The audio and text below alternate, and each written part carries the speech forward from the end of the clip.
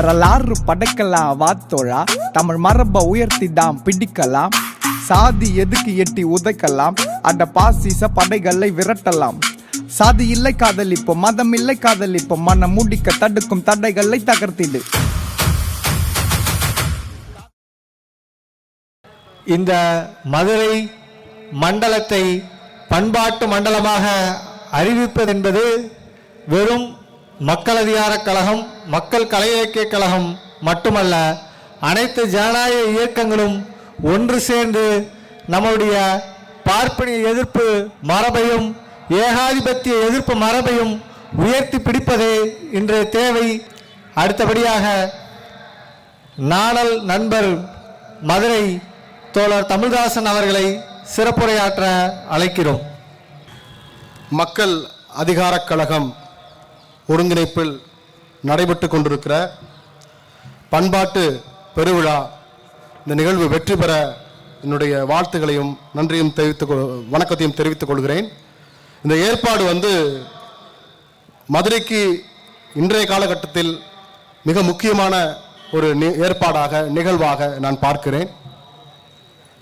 திருப்பரங்குன்றம் துவங்கி இன்றைக்கு அரிட்டாப்பட்டி வரை தொடர்ச்சியாக மதுரை பண்பாட்டு அடிப்படையிலையும் சுற்றுச்சூழல் அடிப்படையிலையும் பல்வேறு நெருக்கடிகளை, சவால்களை, அச்சுறுத்தல்களை எதிர்கொண்டிருக்கக்கூடிய இந்த சூழ்நிலையில் மக்கள் அதிகார கழக தோழர்கள் மிகச் சிரத்தையோடு, நான் அறிவேன் இந்த நிகழ்வை இவர்கள் ஏற்பாடு செய்வதற்கு நான் அறிந்த தோழர்கள் எத்தனை மெனக்கட்டார்கள் என்பது எனக்கு தெரியும். அவர்களுடைய உழைப்பிற்கும் அவர்களுடைய அர்ப்பணிப்புக்கும் என்னுடைய நன்றியை தெரிவித்துக் கொண்டு நேரடியாக நிகழ்வுக்குள் செல்கிறேன். நான் பேச வேண்டிய தலைப்பாக மதுரை ஏன் ஒரு பண்பாட்டு மண்டலமாக அறிவிக்கப்பட வேண்டும். மதுரையில் பல்வேறு சிறப்புகள் இருக்கு. ஏனென்றால் மதுரை என்று சொல்வதற்கு பல்வேறு பெயர்கள் இருக்கு. அதில் முக்கியமாக தமிழ்நாட்டின் பண்பாட்டு தலைநகரம் என்று அழைக்க பெறக்கூடிய சிறப்பு மதுரைக்கு உண்டு. மதுரை என்று சொன்னதுமே பலருக்கு கீழடியினுடைய அகழாய்வு, கீழடியில் வெளிப்பட்ட வரலாற்று சிறப்புகள் பலருக்கு தெரிய வரும். இப்போ மதுரை என்று எடுத்துக்கொண்டால் வரலாற்றுக்கு முந்தைய காலத்திலும் வரலாற்று காலத்திலும் பல்வேறு சிறப்புகளை கொண்டிருக்கிறது. அது என்ன வரலாற்று காலம், வரலாற்றுக்கு முந்தைய காலம், எழுத்து தோன்றிய காலம், வரலாற்று காலம். எழுத்து தோன்றியதற்கு முன்பு இருந்த மனித பண்பாட்டு இயக்கத்தை வரலாற்றுக்கு முந்தைய காலம் என்று வரலாற்று ஆய்வாளர்கள் பிரிக்கிறார்கள். அந்த அடிப்படையில் கீழடி தோன்றுவதற்கு முன்பு, கீழடியினுடைய வரலாறு வெளிப்படுவதற்கு முன்பு, வரலாற்று காலத்துக்கு முந்தைய பல்வேறு பண்பாட்டு சின்னங்கள், வரலாற்று சின்னங்கள் மதுரையில் கிடக்கிறது. வரலாற்றுக்கு முந்தைய காலத்தை தொல்பழங்காலம் என்று பிரிப்பார்கள். அதில் பழைய கற்காலம் அப்படிங்கிறதும், பழைய கற்காலங்கிறது ஏறக்குறைய கிமு 5 லட்சத்திலிருந்து 2.5 லட்சம் ஆண்டுகள் பழமையானது. அதற்கு அடுத்து வரக்கூடியது இடைய பழைய கற்காலம். இந்த இடைய பழங்கற்காலம் அப்படிங்கிறது 2 லட்சம் ஆண்டிலிருந்து சுமார் 30,000 ஆண்டுகள் வரை இருக்கக்கூடிய மனித பண்பாட்டை இந்த இடை பழங்கற்காலத்துக்குள் வகைப்படுத்துகிறார்கள். அடுத்தபடியாக கடை பழங்கற்காலம் 30,000 கிமு 30,000 10,000 வரையும் அதை வகைப்படுத்துகிறார்கள். அதற்கு பின்னாடி வரக்கூடிய காலத்தை நுண்கற்காலம், புதிய கற்காலம் என்று வகைப்படுத்துகிறார்கள். பெருங்கற்காலம் என்பது கிமு 1800 ஒரு 500 ஆண்டு காலம் வரை. அதற்கு பின்பு எழுத்து தோன்றி விடுகிறது. நாம் சொல்லுகிறோம் நம்மளுடைய இந்த தமிழ் மொழிக்கு எழுத்து வடிவம் கிடைக்கப்பெற்று ஏறக்குறைய நாம் கீழடி ஆய்விலிருந்து 2600 ஆண்டுகள் பழமையான மொழி தமிழ் என்கிறோம். அதிலிருந்து தமிழ்நாட்டில் வரலாற்று காலம் துவங்குகிறது. அதற்கு முந்தைய காலங்கள் வரலாற்றுக்கு முந்தைய காலம். அப்போ கீழடி விளக்கியது நமக்கு வரலாற்று காலத்தை. அந்த வகையில் பழைய கற்கால சின்னங்கள், பழைய கற்காலம் என்றது நான் சொன்னது மாதிரி ஒரு கிமு 5 லட்சம் ஆண்டுகளுக்கு முன்பு மதுரையில் மனிதர்கள் வாழ்ந்த தடங்கள் அப்படின்றத பல்வேறு இடங்கள்ல கண்டுபிடிச்சிருக்கிறாங்க. குறிப்பா தமிழ்நாட்டில் அதிரம்பாக்கம் இடத்தில் கண்டுபிடித்திருக்கிறார்கள். அதற்கு அடுத்தபடியாக இழை கற்காலம் ஏறக்குறைய 2 லட்சம் ஆண்டுகளுக்கு முன்பு மதுரையில் மனிதர்கள் வாழ்ந்தார்கள் என்பதை உறக்க சொல்லக்கூடிய திருமங்கலம் பகுதியில் இருக்கக்கூடிய புதுப்பட்டி, சிவரக்கோட்டை இந்த 2 இடங்களிலும் பழைய கற்களை கொண்டு, கூர்மையான கற்களை கொண்டு மனிதர்கள் பயன்படுத்திய கல் ஆயுதங்களை, கல் கருவிகளை கண்டுபிடித்திருக்கிறார்கள். அந்த வகையில் மதுரை மாவட்டத்தில் 2.5 லட்சம் ஆண்டுகளுக்கு முன்பே மனிதர்கள் வாழ்ந்திருக்கிறார்கள். அவர்களுடைய கற்கருவிகள் குண்டாறு என்று சொல்லப்படுகிற ஆற்றின் கரையில் இருக்கக்கூடிய சிவரக்கோட்டையிலும் புதுப்பட்டியிலும் கிடைத்திருக்கிறது. அதற்கு அடுத்தபடியாக கடைக்கற்காலம். கடைக்கற்காலம்ங்கிறது ஏறக்குறைய 10,000 ஆண்டுகளுக்கு முன்பு இருந்த ஒரு பண்பாட்டு இயக்கம். அந்த வகையில் மதுரை மாவட்டத்தில் இருக்கக்கூடிய டி கல்லுப்பட்டி, சென்னம்பட்டி, கருவேலம்பட்டி, திடியன்மலை, கோவலன் பொட்டல் இந்த பகுதியில் எல்லாம் 10,000 ஆண்டுகளுக்கு முன்பு மனிதர்கள் வாழ்ந்த சுவடுகள் தொல்லியல் துறையால் கண்டுபிடிக்கப்பட்டிருக்கு. அதற்கு அடுத்து புதிய கற்காலம் ஏறக்குறைய ஒரு 5,000 4,000 ஆண்டுகளுக்கு முன்பு மதுரையில் வாழ்ந்த மனிதர்களுடைய எச்சங்கள் கோவலன் பொட்டல், துவரிமான் போன்ற பகுதிகளில் இந்த மனிதர்கள் பயன்படுத்திய இரும்பு அதனுடைய எச்சங்கள் கண்டுபிடிக்கப்பட்டிருக்கிறது. பின்பு அதற்கு அடுத்ததாக வரக்கூடிய பெருங்கற்கால சின்னங்கள். பெருங்கற்காலம் அப்படிங்கிறது பெரிய பெரிய கற்களை கொண்டு மனிதர்களுடைய நினைவிடத்தை அமைப்பது. நம்ம பார்த்திருப்போம், பெரிய பெரிய கல்லா வச்சு குத்துக்கல் சொல்லுவாங்க. 2 கல் இருக்கும், 2 கல்லுக்கு நடுவுல மேல ஒரு ஸ்லாப் மாதிரி போட்டிருப்பாங்க. இந்த இதெல்லாம் ஒரு பெருங்கற்கால சின்னங்கள். இதனை கல் திட்டை, கல் பதுக்கை, குத்துக்கல் இப்படின்னு பல்வேறு வகையாக இதை வகைப்படுத்துவாங்க. இது எல்லாம் பெருங்கற்கால சின்னங்கள். ஒரு மனிதன் இறந்து விட்டால் அவனை அடக்கம் செய்வதற்கு பெரிய பெரிய கற்களை கொண்டு நினைவு சின்னங்களை எழுப்பியதை பெருங்கற்காலம் என்று சொல்வார்கள். அந்த வகையில் பல்வேறு பெருங்கற்கால சின்னங்கள், குறிப்பாக தாழிகள். தாழிகள் துவரிமான், கோவலன் பொட்டல் இந்த தாழிகள் எல்லாம் பெரும்பாலும் மருத நிலப்பகுதியில் கிடைக்கிறது. கல் திட்டை, கல் பதுக்கை, குத்துக்கள் இது மாதிரியான பெருங்கற்கால சின்னங்கள் மலை அடிவார பகுதியில் கிடைக்கிறது. இது எல்லாம் மேலூர்ல பாத்தீங்கன்னா நரசிங்கம்பட்டியில் இன்றைக்கும் நம்ம பார்த்தோம்னா கிட்டத்தட்ட ஒரு 50 ஏக்கர் பரப்பளவில் பல்வேறு ஈம சின்னங்கள் அந்த பகுதியில் கிடைக்கிறது. கருங்காலக்குடி, பால்குடி, குன்னங்குடிப்பட்டி, வஞ்சிநகரம், வாடிப்பட்டி, குலசேரம்பட்டி, அல்லிக்குண்டம், திருமங்கலம், செங்குளம், பேரையூர் இந்த பகுதியில் எல்லாம் பெருங்கற்கால சின்னங்கள். அதாவது ஏறக்குறைய ஒரு 4,000 5,000 ஆண்டுகளுக்கு முன்பு மனிதர்கள் வாழ்ந்த அவர்களுடைய புதைப்படங்கள் கிடைக்கிறது. அந்த புதைப்படங்கள் அமர்நாத் ராமகிருஷ்ணன் போன்ற அறிஞர்கள் என்ன சொல்றாங்கன்னா, புதைப்படம் ஒன்று இருந்தது என்றால் வாழிட பகுதி என்று ஒன்று இருக்கும், நிச்சயமாக இந்த பகுதியில் ஆய்வு செய்யப்பட வேண்டும் அப்படின்னு சொல்றாங்க. இதை ஒத்த பாறை ஓவியங்கள் மதுரையில் குறிப்பாக புலிப்பட்டி, அழகர்மலை, கீழக்குயில்குடி, கொங்க புளியங்குளம், முத்துப்பட்டி, திருவாரூர்னு இந்த பகுதியில் இருக்கக்கூடிய மலை, அந்த மலைப்புடவு குகைகளில் வெள்ளை நிறத்திலும் சிவப்பு நிறத்திலும் பாறை ஓவியங்கள் கிடைக்கிறது. இந்த பாறை ஓவியங்கள் பெருங்கற்கால சின்னத்தோடு இரும்பு காலத்தோடு ஒத்துப்போகிற பாறை ஓவியங்களாக இருக்கிறது. ஆக இந்த சின்னங்கள் எல்லாம் வரலாற்றுக்கு முந்தைய மதுரை எப்படி இருந்தது என்பதை வெளிப்படுத்துகிறது. இதற்கு பின்னாடி தான் அடுத்ததாக நம்மளுடைய வரலாற்று காலம் துவங்குகிறது. வரலாற்று காலம் என்கிற போது எழுத்து தோன்றிய காலம், கீழடியுடைய அகலாய்வு, தமிழி அப்படிங்கிற இந்த எழுத்து வடிவம். நமக்கு தமிழி பிராமி அப்படின்னு சொல்லுவாங்க. இந்த எழுத்து வடிவம் ஏறக்குறைய 2600 ஆண்டுகள் இருந்து கிபி 3ஆம் நூற்றாண்டு வரை பயன்பாட்டில் இருந்த எழுத்து வடிவத்தை தமிழி அப்படின்னு குறிப்பிடுவாங்க. அந்த தமிழி எழுத்து கிடைக்கப்பட்ட பானை ஓடுகள் கீழடியில் பெருமளவில் கிடைத்திருக்குது. அது மாதிரியான தமிழ் எழுத்துக்கள் பொறிக்கப்பட்ட மலை குன்றுகள் இது மாதிரியான எழுத்துக்கள் கிடைக்கப்பட்டிருக்குது. அப்படியான தமிழ் எழுத்துக்கள் கிடைக்கப்பட்ட மலை குன்றுகள், இந்த தமிழ் எழுத்துக்கள் அப்படின்னு சொல்லும்போது இந்த மலை குன்றுகள்ல 2300 ஆண்டுகளுக்கு முன்பு இங்கு சமண துறவிகள் அல்லது பௌத்த துறவிகள் இது மாதிரியான துறவிகள் வாழ்ந்த பகுதிகள் நம்மளுடைய யானைமலை, அரிட்டாப்பட்டி, மீனாட்சிபுரம், மாங்குளம், சித்தர்மலை, கீழக்குயில்குடி இது மாதிரியான பகுதிகளில் எல்லாம் தமிழ் எழுத்து பொறித்த மலை குன்றுகள் நாம் பார்க்கிறோம். அதே மாதிரி சங்ககால ஊர்கள், இவையெல்லாம் சங்ககால ஊர்கள் எடுத்துக்கலாம்.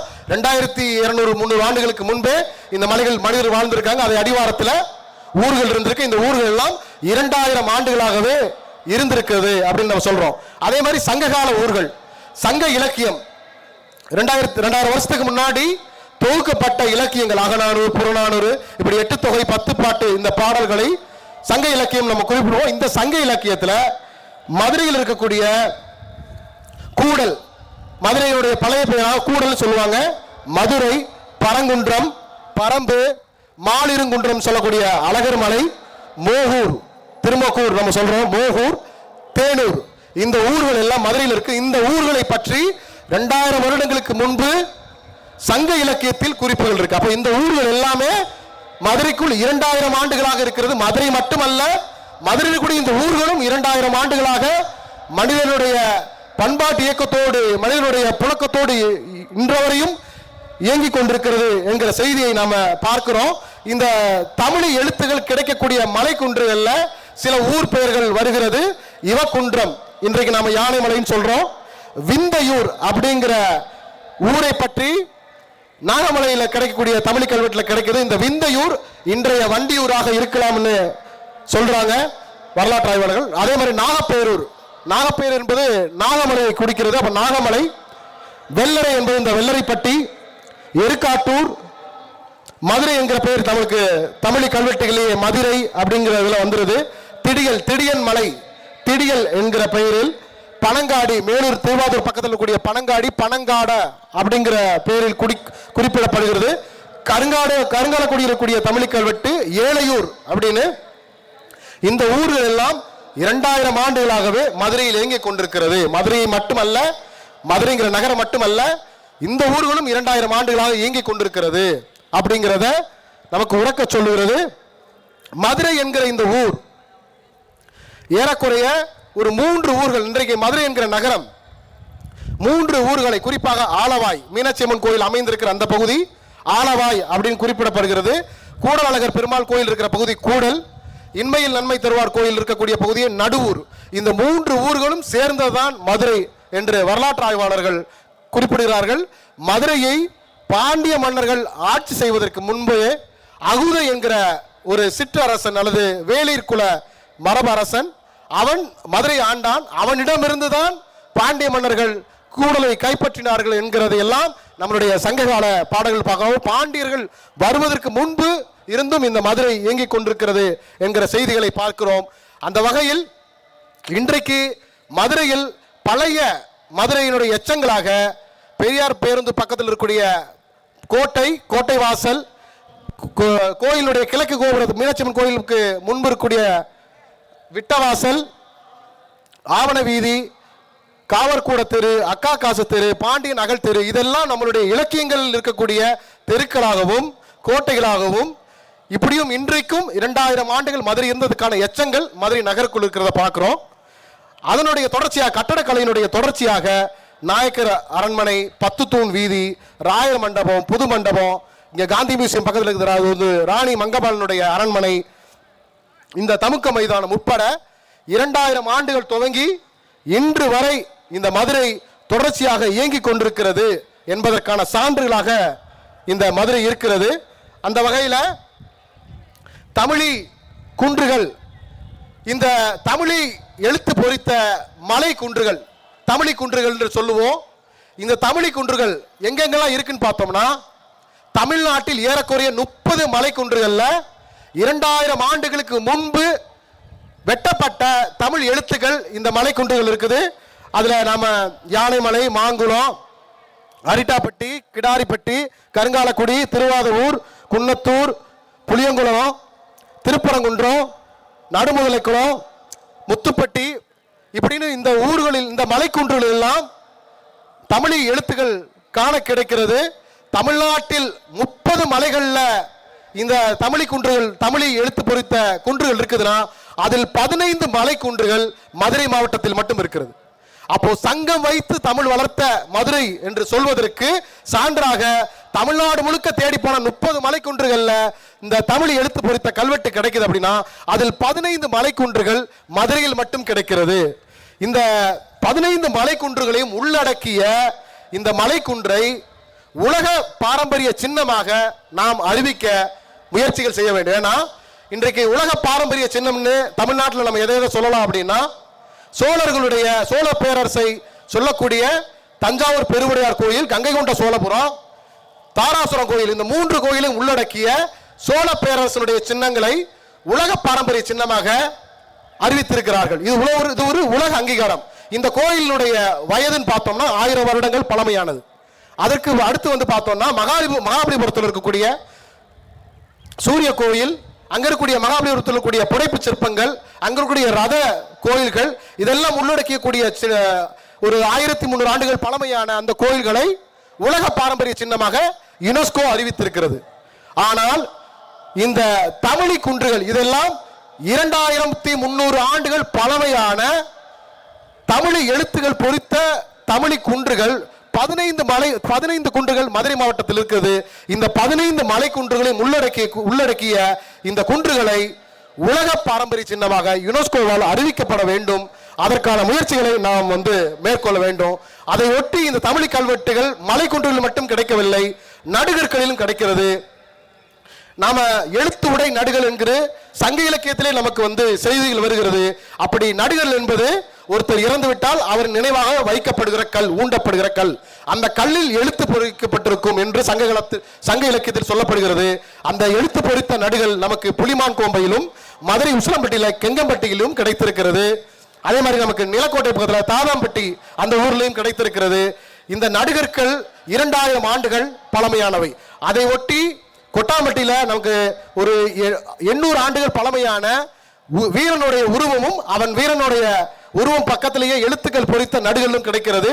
அது போக ஒரு 400-500 ஆண்டுகள் நாயக்கர் காலத்தில் நடப்பட்ட நடுகர்கள் ஏறக்குறைய 300 நடுகர்கள் மதுரையில் கிடைக்கிறது.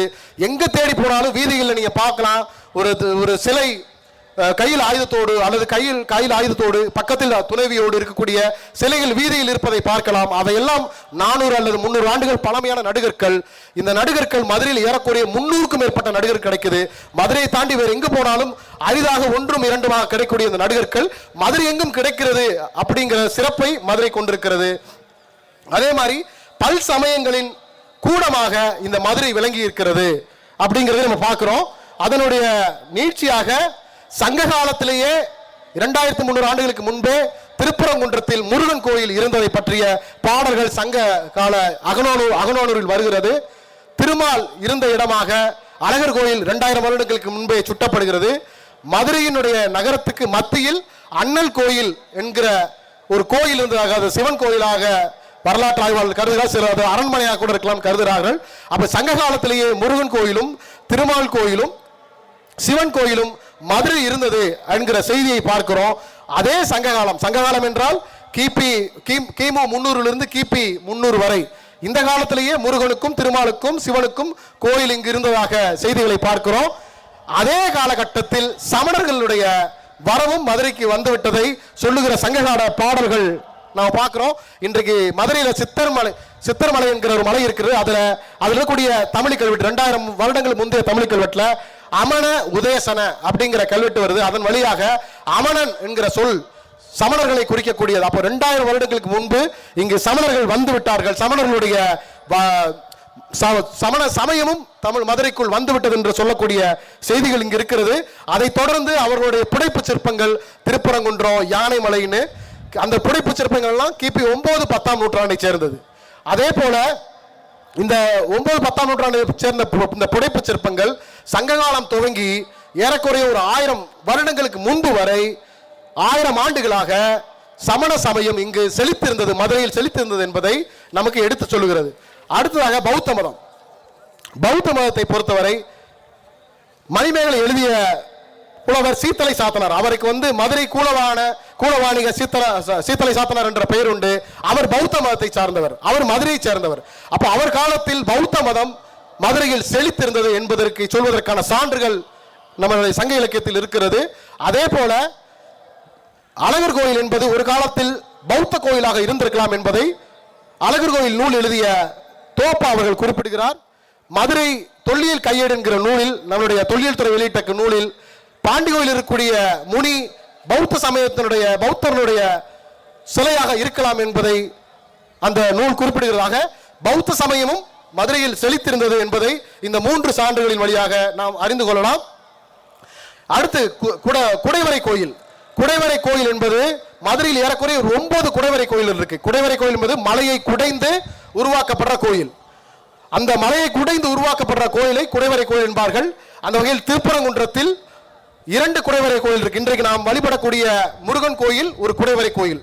அந்த திருப்பரங்குன்றத்துக்கு தென்புறமாக இருக்கக்கூடிய ஒரு உமையாண்டர் கோயில் என்று சொல்லக்கூடிய கோயில், அதுவும் ஒரு குடைவரை கோயில். அது இன்றைக்கு சிவன் கோயிலாக இருக்கிறது. ஆனால் கிபி 8ஆம் 7ஆம் நூற்றாண்டில் அந்த கோயில் சமணர்களுக்காக எடுக்கப்பட்ட ஒரு குடைவரை கோயில்.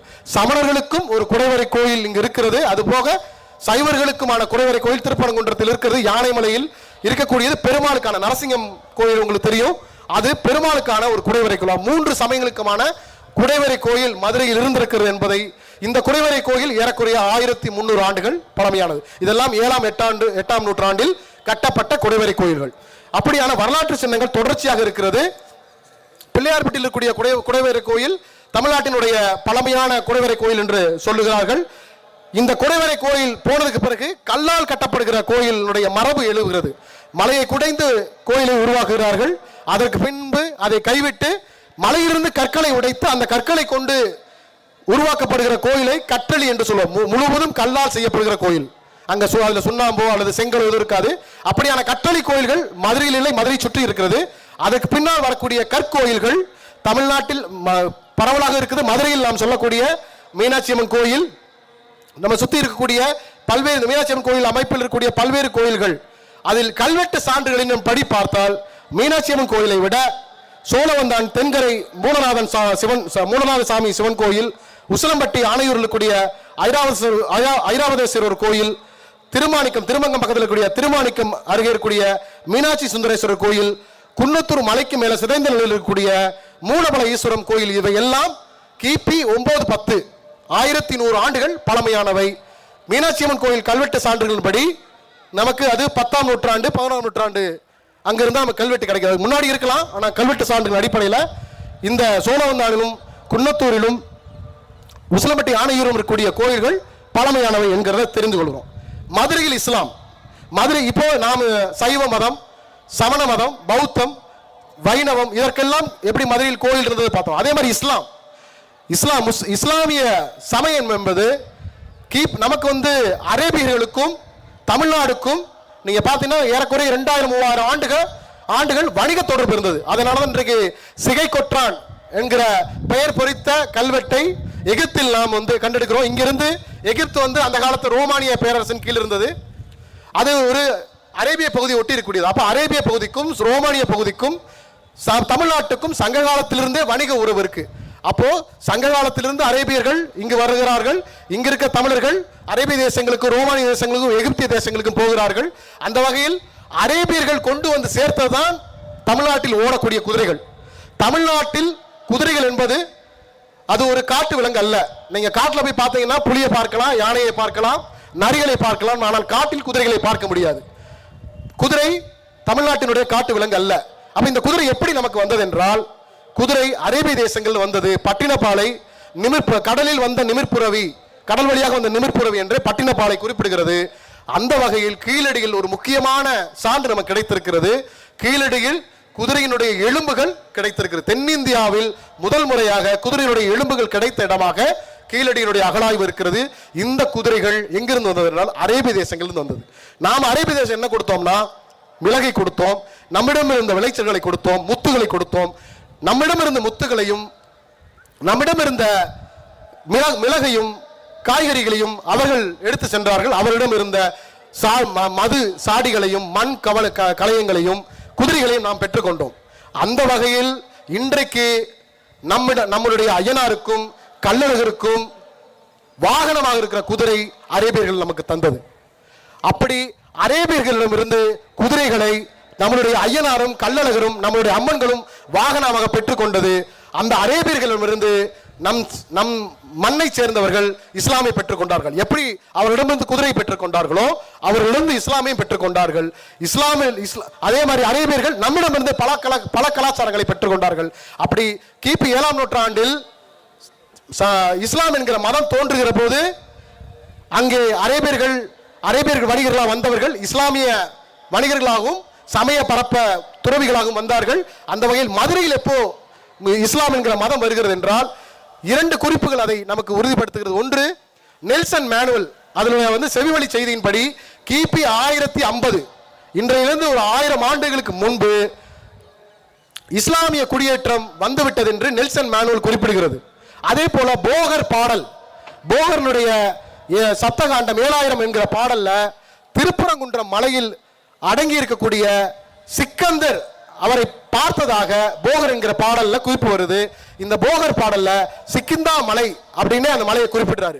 அந்த சிக்கிந்தா மலையில மலை அடிவாரத்தில் வேலருடைய கோயிலும் மலைக்கு மேல சிக்கிந்தா ரிஷியினுடைய சீடர்களுக்கும் சமாதி இருக்குது அப்படிங்கிறத போகர் பாடல். அப்ப போகரனுடைய பாடல் எந்த காலகட்டம் என்பதை சித்தர்களுடைய பாடல்களை வைத்து நம்ம வரையறை செய்ய முடியாது. அதில் வர்ற ஒரு குறிப்பு என்னன்னா, அந்த மலை அடிவாரத்தில் சோழர்களுடைய படை நின்றிருந்தது அப்படின்னு சொன்னாங்க.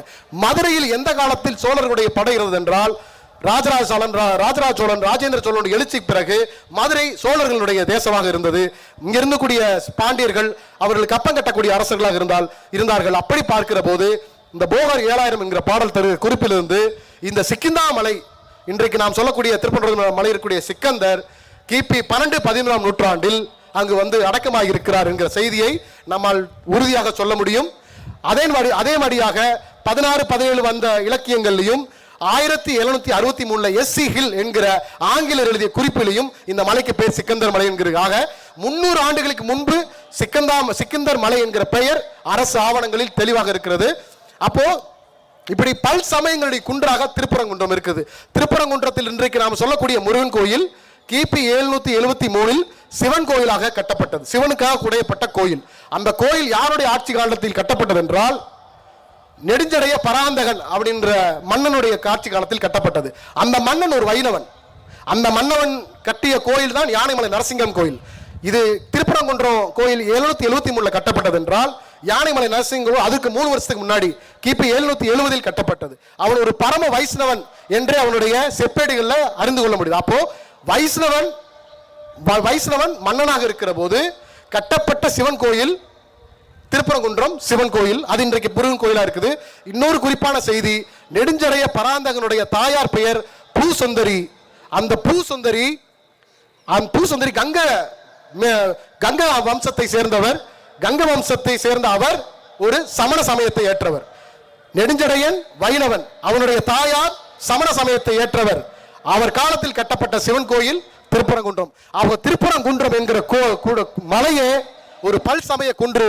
அதே மாதிரி அது 12-13 நூற்றாண்டில் ஒரு சிக்கந்தர் என்கிற துறவியும் அங்கு வந்து வருகிறார். அந்த வகையில் இன்றைக்கு பல இஸ்லாமிய வழிபாட்டு தலங்கள் முக்கியமான ஆதாரமாக இருக்கிறது. காஜிமார் பள்ளிவாசல் எல்லாருக்கும் தெரியும், தெற்கு வாசல் இருக்குது. அந்த காஜிமார் பள்ளிவாசல் இன்றைக்கும் கல்வெட்டு இருக்கிறது. அந்த கல்வெட்டில் குலசேகர பாண்டியன் நிலம் தானம் கொடுத்த செய்தியை சொல்லக்கூடிய கல்வெட்டு அங்க இருக்கிறது. ஆக 700 ஆண்டுகளுக்கு முன்பு, இன்றிலிருந்து 700 ஆண்டுகளுக்கு முன்பே பாண்டியர் ஆட்சி காலத்திலேயே காஜிமார் பள்ளிவாசல் கட்டப்பட்டு விட்டது. அதற்கு அடுத்து கோரிப்பாளையம் பள்ளிவாசலுக்குள்ள போனது இன்னைக்கும் அங்க ஒரு கல்வெட்டை பாதுகாத்து கண்ணாடி பேழைகள் வைத்திருப்பார்கள். அந்த கல்வெட்டில் சொல்லக்கூடிய செய்தி என்னன்னா, அது நாயக்கர் காலத்தில், வீரப்ப நாயக்கர் காலத்தில் கொடுத்த அந்த கல்வெட்டு பாண்டிய மன்னன் காலத்திலேயே எங்களுக்கு இடம் கொடுத்திருக்கிறாங்க அப்படின்னு சொல்லும் போது அங்க வரக்கூடிய போட்டியில் வீரப்ப நாயக்கர் பாண்டியர் காலத்தில் கொடுத்த கல்வெட்டின் அடிப்படை அந்த இடங்கள் அடிப்படையிலேயே உங்களுக்கு கோயில் இடம் மறுபடியும் உறுதி செய்யப்படுகிறது என்கிறதை சொல்லுங்க. அப்போ பாண்டியர் காலத்திலேயே காஜிமார் பள்ளிவாசலும் கோரிப்பாளையம் பள்ளிவாசலும் வந்துவிட்டது. இந்த 2 பள்ளிவாசல்களும் கல்லால் கட்டப்பட்ட பள்ளிவாசல்கள். இந்த தூண்களை பார்க்கிற போது பலருக்கு என்ன தெரியும்னா, இந்த கோயில் என்ன தூண் இருக்கு, கோயில் மாதிரியே தூண் இருக்குன்னு பலர் நினைப்பாங்க. ஆனால் இந்த கோயில்கள், இந்த பள்ளிவாசல்கள் பாண்டிய மன்னர் காலத்தில் கட்டப்பட்டது. அப்போ குடைவரை கோயில்கள் 7ஆம்-8ஆம் நூற்றாண்டில் வருகிறது. குடைவரை கோயில் நம்ம பார்த்தோம், இங்க இருக்கக்கூடிய நரசிங்கம் பெருமாள் கோயிலுக்கும் குடைவரை கோயில் தான். அதே மாதிரி திருப்பரங்குன்றத்தில் இருக்கக்கூடிய சிவனுக்கும் குடைவரை கோயில் தான். திருப்பரங்குன்றத்தில் இருக்கக்கூடிய அந்த பழைய சமணருக்கும் குடைவரை கோயில் தான். சமண மதம் வேறு, சைவ மதம் வேறு, வைணவ மதம் வேறு, பௌத்த மதம் வேறு. ஒவ்வொரு மதங்களும் போட்டி போட்டு இந்த மதத்தை எதிர்த்து அந்த மதம் வளர்ந்தது. வைணவ மதத்தை எதிர்த்து சமணமும் பௌத்தமும் இருந்தது. வைதிக மதத்தை எதிர்த்துதான் பௌத்தமும் சமணமும் வளர்ந்தது. வைதிக மதங்கள் பௌத்தத்தையும் சமண மதத்தையும் புறச்சமயம், இது ஒரு கேடுகட்ட மதம் என்று சொல்லி பக்தி இலக்கியங்கள்ல நம்ம பல பாடல்களை பார்க்கிறோம். மதங்கள் வேறு வேறா இருந்தாலும் கோயில் ஒன்னா தான் இருந்தது. நீங்க குடவர கோயிலுக்குள்ள போய் பார்த்தீங்கன்னா லிங்கம் இருந்தா அது சைவ கோயில், திருமால் இருந்தா அது வைணவ கோயில், மகாவீர் இருந்தா அது சமண கோயில். கோயில் ஒண்ணுதான். உள்ள போய் பார்த்து சிலையை பார்த்தா நமக்கு தெரியும் அது எந்த கோயில் என்று. அப்போ கோயில்கள் குடைவரை கோயில் வழக்கொழிந்து கல்லால் கட்டப்படுகிற கோயில் 8ஆம் 9ஆம் நூற்றாண்டில் வளர்ச்சி பெறுகிறது. அந்த சமயத்தில் தான் இஸ்லாம் என்கிற மதம் தோன்றி தமிழ்நாட்டுக்கு வருகிறது. அப்போ அந்த சமயத்தில் என்ன கட்டடக்கலை இருந்ததோ அந்த கட்டடக்கலை மரபைத்தான் பள்ளிவாசல்களுக்கும் செய்து கொடுத்தார்கள். ஏன்னா குதிரை வணிகத்திற்காகவும் இஸ்லாம் என்கிற மதத்தை பரப்ப வந்தவர்களுக்கும் அவர்கள் யாரும் கொத்தவார்களோ கல் தச்சர்களோ அவர்கள் கட்டடக்கலை அறிஞர்களோ அல்ல. அவர்கள் வணிகர்களாகவும் இஸ்லாம் என்கிற மார்க்கத்தை பரப்ப துறவிகளாகவும் இருந்தார்கள். அப்போ அவர்கள் பள்ளிவாசல் கட்ட வேண்டும் என்றால் யார் கட்டி கொடுத்திருக்க முடியும் என்றால் கோயில்களை கட்டி கொடுத்தவர்கள் தான் கட்டி கொடுத்திருக்க முடியும். அந்த வகையில கோயில்களை கட்டி கொடுத்த அதே கட்டட கலைஞர்கள் தான் காஜிமார் பள்ளிவாசலையும் இந்த கோரிப்பாளையம் பள்ளிவாசலையும் கட்டி கொடுத்திருக்கிறார்கள். அதே மரபை பின்பற்றித்தான் பின்னாடி வந்த எல்லா பள்ளிவாசல்களையும் தூண்கள் வந்தது. அந்த பள்ளிவாசல்களுக்கு எல்லாம் மன்னர்கள், இந்த தமிழ் நிலத்தை ஆண்ட மன்னர்கள் கொடை கொடுத்திருக்கிறார்கள். மருதுபாண்டியர்கள், சமீபத்தில் இருந்த மருதுபாண்டியர்கள் வரை இங்க இருக்கக்கூடிய மினானூர்தீன் பள்ளிவாசல் நம்ம தெற்கு வாசல் இருக்குது. அந்த மினானூர்தீன் பள்ளிவாசலுக்கு மருதுபாண்டியர் கொடை கொடுத்திருக்கிறார். அதே மாதிரி நம்ம காஜிமார் பள்ளிவாசலுக்கு குலசேகர பாண்டியன் சுல்தானுடைய ஆட்சிக்கு முன்பே இருந்த குலசேகரன் கொடை கொடுத்திருக்கான். அப்போ இந்த மன்னர்கள் கட்டி கொடுத்த பள்ளிவாசலை கோயில் மாறி இருக்கிறது. இது கோயிலுடைய ஆக்கிரமிப்பு என்று சொல்வது இந்த மன்னர்களை இழிவுபடுத்துகிற செயல் அப்படின்னு தான் பார்க்க முடியும். அப்போ இஸ்லாம் என்கிற மதம் நமக்கு மதுரையில் தமிழ்நாட்டுக்கு 1300 ஆண்டுகளுக்கு முன்பு வந்துவிட்டது. மதுரைக்கு 1000 ஆண்டுகளுக்கு முன்பு வந்துவிட்ட செய்திகளை நம்மளுடைய கெசட்டில் இருந்தும் போகரனுடைய பாடலில் இருந்தும் ஆங்கிலேய அரசு ஆவணங்களில் இருந்தும் நம்ம தெளிவாக தெரிந்து கொள்கிறோம். இந்த கல் தூண்களை கொண்ட பள்ளிவாசல்கள் பல பள்ளிவாசல் இருக்கு. அதற்கு எதிர் எடுத்துக்காட்டாக சுங்கம் பள்ளிவாசல், நம்ம நெல்பட்டியில் கூட சுங்கம் பள்ளிவாசல் பார்த்தா அப்படியே கல்லாலான பள்ளிவாசல்களை நீங்க பார்க்க முடியும். மதுரையில் கிறிஸ்துவம், மதுரையில் கிறிஸ்துவ மதம் ஏறக்குறைய இஸ்லாம் மதத்துக்கு முன்பே கிறிஸ்தவம் தோன்றிவிட்டாலும் கூட, ஆனால் தமிழ்நாட்டுக்கோ அல்லது மதுரைக்கோ அது ஏறக்குறைய ஒரு 1500 அந்த காலகட்டத்தில் தான் இஸ்லாம் என்கிற மதம் வருகிறது. இஸ்லாம் மதம் போர்த்துகீசிய நாட்டிலிருந்து பெர்னாண்டஸ் என்கிற பாதிரியார் வீரப்ப நாயக்கர் ஆட்சி காலத்தில் அவர் இங்கு வருகிறார். அவர் இங்கு சமய பணி ஆற்றுகிறார். அதுதான் நமக்கு கிடைக்கிற முதல் சான்று. அதுக்கு பிறகு நமக்கு இருக்கக்கூடிய இந்த புதூரில் இருக்கக்கூடிய தேவாலயம், மேரி தேவாலயம், அதே மாதிரி நமக்கு கூடலழகர் பெருமாள் கோயில் இருக்கக்கூடிய ரோசரி தேவாலயமும் சென்ட் மேரிஸ் தேவாலயம் ஏறக்குறைய 200-250 ஆண்டுகள் பழமையான மதுரையில் இருக்கக்கூடிய தேவாலயங்கள். ஆக இப்படி வரலாற்று காலத்துக்கு முன்பு இருந்து இன்றைய தற்காலம் வரை இயங்கிக் கொண்டிருக்கிற மதுரை பல்வேறு வரலாற்று சிறப்புகளை கொண்டிருக்கிறது. அந்த வகையில் இந்த வரலாற்று சிறப்பு கொண்ட மதுரையை ஒரு உலக பாரம்பரிய நகரமாக அறிவிக்க வேண்டும். ஏனென்றால் யுனெஸ்கோ என்கிற அமைப்பு ஏற்கனவே இந்தியாவில் அகமதாபாத் என்கிற நகரத்தை உலக பாரம்பரிய நகரமாக அறிவித்திருக்கிறது. அதற்கு பின்னாக ஜெய்ப்பூரை அறிவித்திருக்கிறது. இப்போ இந்த அகமதாபாத் என்கிற அந்த நகரம் 15ஆம் நூற்றாண்டில் இன்றையிலிருந்து ஒரு 500-600 ஆண்டுகளுக்கு முன்பு கட்டி எழுப்பப்பட்ட நகரம். அதற்கு உலக பாரம்பரிய அங்கீகாரத்தை பெற முடிகிறது என்றால் 2000 ஆண்டுகளாக இருக்கக்கூடிய மதுரைக்கு நாம் ஏன் உலக பாரம்பரிய நகரம் என்கிற அங்கீகாரத்தை பெற முடியாது? ஒன்று. இரண்டாவது, இந்த தமிழ் குன்றுகள் 2000 ஆண்டுகள் தமிழ் எழுத்தை கொண்ட தமிழ் கல்வெட்டுகள் மதுரை சுற்றி இருக்கிறது. தமிழ்நாட்டில் மொத்தம் 30 மலைக்குன்றுகள் இருக்கின்றால் மதுரையில் 15 மலைக்குன்றுகள் இருக்கிறது. இந்த 15 மலைக்குன்றுகளையும் உள்ளடக்கிய 2000 ஆண்டுகள் பழமையான இந்த தமிழ் குன்றுகளை உலக பாரம்பரிய சின்னமாக அறிவிக்க வேண்டும் என்கிற கோரிக்கையும் இதோடு வைக்கிறேன். மேலும் திருப்பரங்குன்றம் மலையை பல்சமய குன்றமாக அரசு அங்கீகரிக்க வேண்டும். அதை பல்சமய குன்றமாக அரசு அறிவித்து பாதுகாக்க வேண்டும் என்கிற இந்த 3 கோரிக்கைகளை இந்த பண்பாட்டு திருவிழா விழாவின் வழியாக எனது கருத்தை வைத்து இந்த வாய்ப்புக்கு நன்றி கூறி விடைபெறுகிறேன். நன்றி, வணக்கம்.